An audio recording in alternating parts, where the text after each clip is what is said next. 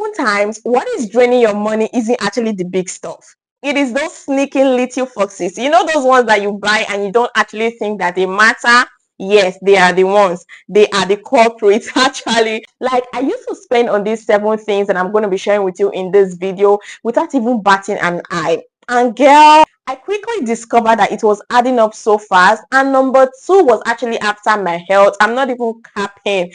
And so I stopped. And you know what happened afterwards? And I have more money to budget, to save and invest. Hey my loves, you're welcome to the channel. I am Philomena, your personal finance bestie, helping you to build wealth one smart money move at a time. Please hit on that subscribe button and like this video to be a part of the Feel First community, because girl, in this community we don't just spend, we save, we invest, we slay, and of course we secure the bag.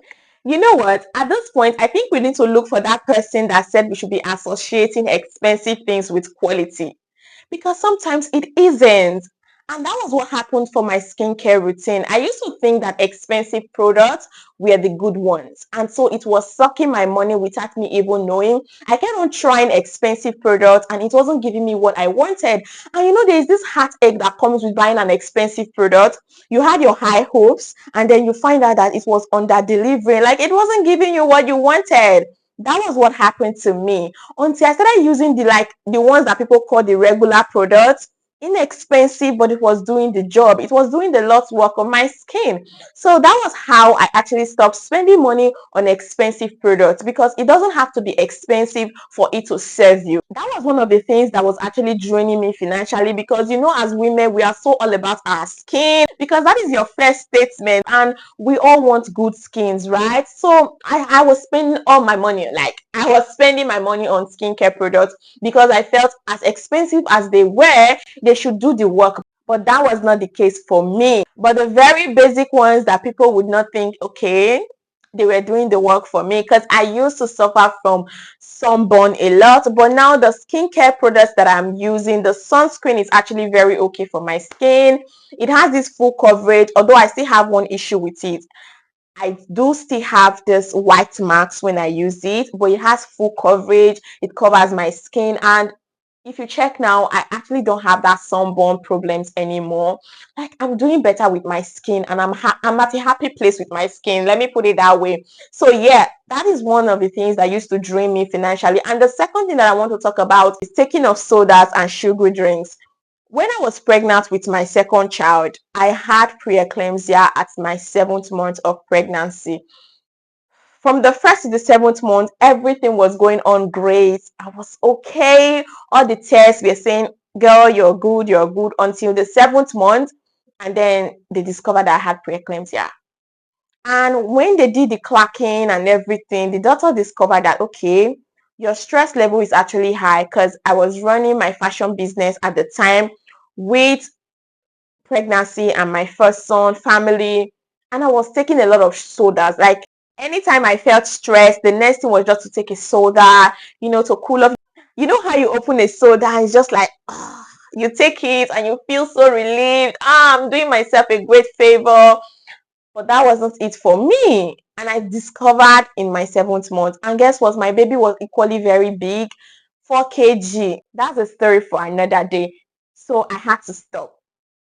So if you are still in this community, I just want to say this from a sister to a sister, from a bestie to a bestie: sodas are not good for you. I learned the hard way, and you don't have to learn the hard way. Just take it from me. It is not good for you. Drink more water.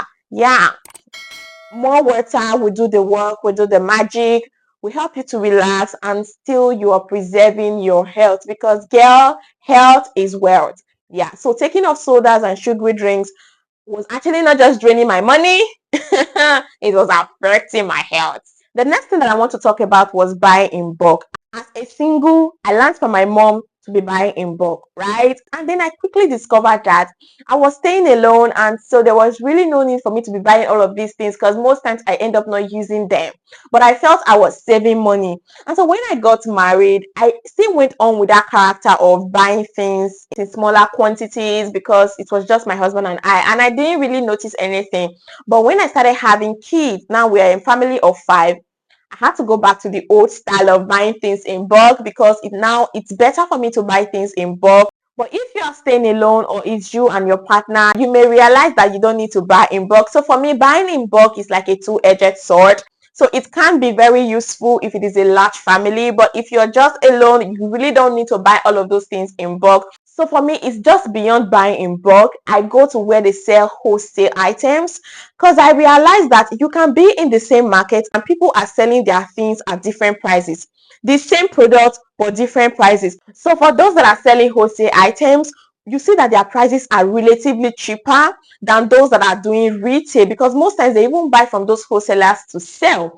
So I just go to the wholesaler myself and I buy from them. Sometimes they still sell for those that are buying, smaller quantities. You can actually go there. It saves you a lot of money. Take it from a sister.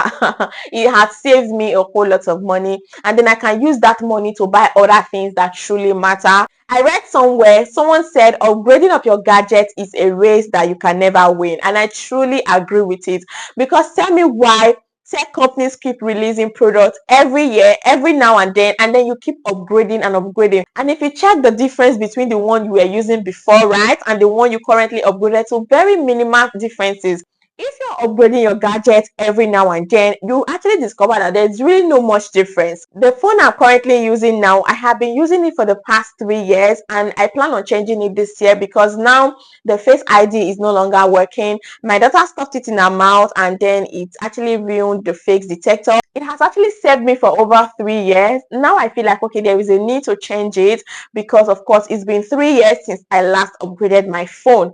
So yeah, it will save you a lot of money. Now, if I go for the latest iPhone, it even makes sense because like there's a 3 years gap. And so it will make much more sense than just buying every year, even when you really don't have to.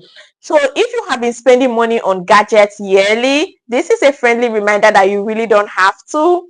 Try to save that money and even put it into something else that truly matters. Besties, if you feel like this video is actually getting darker, just know that I'm using natural lights and the weather out there is cloudy. It's like it's going to rain anytime soon. So just know that. So tell me why you have 5 subscriptions on.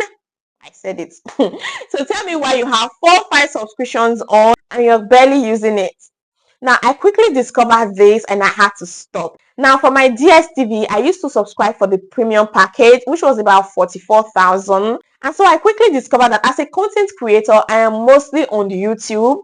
And if I'm not on YouTube, I'm on my laptop doing my assignments as a student, because I'm actually doing my master's right now in business administration. Or I'm attending to mommy duties. I hardly have time to just sit and watch TV. Most times my children were just watching Jim Jam during the weekends and I was spending 44,000 naira every month. And so I went to the lowest subscription, which still has Jim Jam for my kids because I hardly watch TV these days. So yeah, I just discovered that there was really no need spending 44,000 naira every month subscribing to premium services that I wasn't really using. And then also Netflix. Now for me, I would see something that maybe a fave dropped, like some of my faves may drop something on Netflix and then I'll go back to subscribe and then I'll forget to turn it off. Guess what? The next month I'm going to be debited. And once that happens, I run back to Netflix again to stop my subscription because I hardly watch these platforms. I am always busy doing other things, creating content and all that. So yeah, this is a friendly reminder that if you have multiple subscriptions on, oh my God, it is raining already. Now I have to round up this video really quick. So go to your Apple Store or your Play Store and check the subscriptions that you are not using and unsubscribe from some of them so that you can be saving the coins. You may think that they are not important, but when you take from here, you take from here, you take from here, they add up so quickly. As much as I love the fun of eating out and saving me the stress of cooking, because you know how tiring it can be, being in the kitchen all the time, it adds up. It does. It really does add up. So I have realized that eating out is not the best option. So what I do now is that I cook in bulk and then I put in the freezer. You know, sometimes the Nigerian factor can happen when, there will be no light and then you have to think about how to preserve your food. You are running on generator. But sometimes you can still give yourself a treat because, come on, why not, right? You can still go out, have fun, eat together as a family with your friends. It's okay, but making it a habit is going to tell so much on your finances.